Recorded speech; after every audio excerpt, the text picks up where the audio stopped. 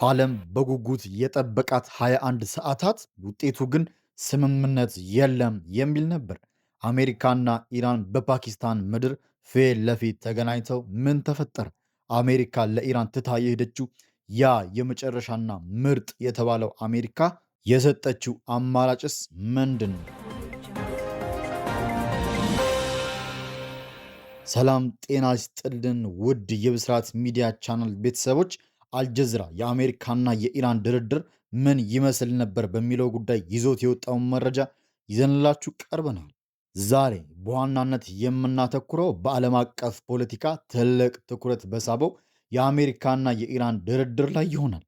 በፓኪስታን መዲና እስላማባድ ለ21 ሰዓታት ያህል ያለማቋረጥ ሲካሄድ የቆየው ታሪካዊ ድርድር ያለ ስምምነት መጠናቀቁን ተገልጿል።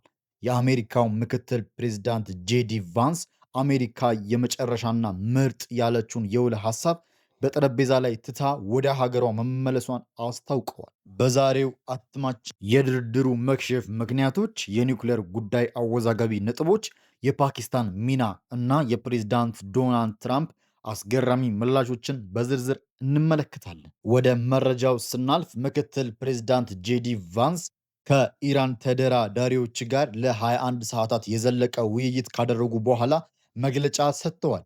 ቫንስ እንደገለጹት ውይይቱ እጅግ ጥልቅ እና ይዘት ያለው ቢሆንም የሚፈለገው ስምምነት ግን አልተገኘም ብለዋል።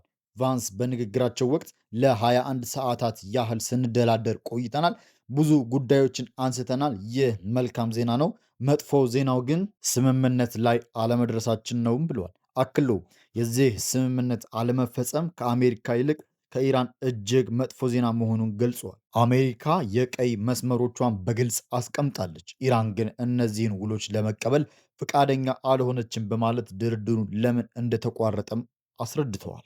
ለመሆኑ አሜሪካ ከኢራን ምን ትፈልጋለች? ጋዜጠኞችስ ለሰነዘሩት ጥያቄ ቫንስ ሲመልሱ ዋናው ጉዳይ የኢራን የኒውክሌር ፍላጎት መሆኑን አረጋግጠዋል። ምንም እንኳ የኢራን የኒውክሌር ማበልጸጊያ ተቋማት ቀደም ሲል መውደማቸው ቢነገርም አሜሪካ ግን ከኢራን የምትፈልገው ዘላቂ ቁርጠኝነትን ነው። ቫንስ እንደተናገሩት ኢራን ዛሬ ወይም ከ2 ዓመት በኋላ ብቻ ሳይሆን ለረጅም ጊዜ የኒውክሌር መሳሪያን ለመስራት የሚያስችሉ ቁሳቁሶቹን ላለመሰብሰብ በግልጽ መስማማት አለባት። ይህ የፕሬዝዳንት ትራምፕ አስተዳደር ዋነኛ ግብ መሆኑን የገለጹት ቫንስ ኢራን ግን ይህንን ቃል ለመግባት ዝግጁ አለመሆኗን አመላክተዋል። ከዚህ በተጨማሪ የታገዱ የኢራን ንብረቶች ላይ ጉዳዩ ቢነሳም በውይይቱ አሜሪካ በያዘችው ጥብቅ አቋም ምክንያት ለውጥ ሳይመጣ ቀርቷል። በድርድሩ ሂደቱ ወቅት ፕሬዝዳንት ዶናልድ ትራምፕ ምን እያደረጉ ነበር የሚለው ሌላው አነጋጋሪ ጉዳይ ሆኗል። ምክትል ፕሬዝዳንት ቫንስ እንደገለጹት በድርድሩ ወቅት ከፕሬዝዳንቱ ጋር በተደጋጋሚ በስልክ ግንኙነት ሲያደርጉ እንደነበረም ገልጸዋል። ሆኖም ፕሬዝዳንት ትራምፕ ድርድሩ በሚካሄድበት ወቅት በሚያሚ ፍሎሪዳ በሚገኘው ዩኤፍሲ ስፖርታዊ ውድድር ላይ ከውጭ ጉዳይ ሚኒስትራቸው ጋር ሆነው ታይተውም ነበር። ትራምፕ በሰጡት አስተያየት ድርድሩ ቢሳካም ባይሳካም ግድ እንደማይሰጣቸው ገልጿል። እኛ አስቀድመን ጦርነቱን አሸንፈናል ያሉት ፕሬዝዳንቱ አሁን ያለው ሁኔታ ለአሜሪካ ስጋት አለመሆኑን በመግለጽ ለጉዳዩ ያላቸውን ዝቅተኛ ትኩረትን አሳይቷል። ተንታኞች እንደሚሉት ከሆነ ይህ የትራምፕ አቋም አሜሪካ ከኢራን ጋር ያላትን ግንኙነት ወደ ሌላ አቅጣጫ ሊወስደው ይችላል ብለዋል። አሁን ደግሞ የፓኪስታን መንግስት በድርድሩ ላይ ምን ሚና ነበረው? ምንም እንኳን ከስምምነት ባይደረስም የፓኪስታን መንግስት የሁለቱን ሀገራት መሪዎች ፊት ለፊት በማገናኘት ትልቅ አድናቆት ተችሮታል።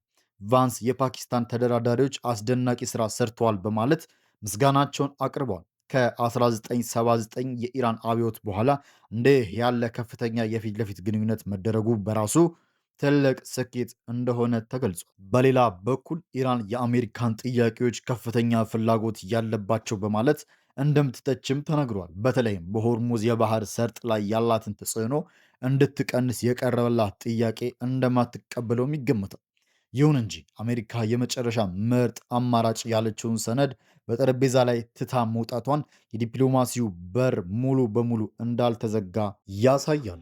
ለማጠቃለል ያህል የ21 ሰዓታቱ የእስላማባድ ቆይታ ያለ ፊርማ ተጠናቋል።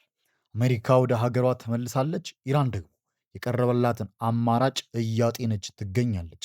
የፓኪስታን አደራዳሪዎችም በሁለቱ ሀገራት መካከል ያለውን ግንኙነት ለማስቀጠል ጥረታቸውን እንደሚቀጥሉ ይጠበቃል። ዓለም አቀፉ ማህበረሰብም ይህ ውጥረት ወደ ከፋ ግጭት እንዳያመራ በስጋት እየተከታተሉ ይገኛል። ክቡራትና ክቡራን የቻናላችን ቤተሰቦች ለዛሬ ያዘጋጀንላችሁ አልጀዚራ ይዞት የወጣውን ልዩ ዘገባ በዚህ ተጠናቋል።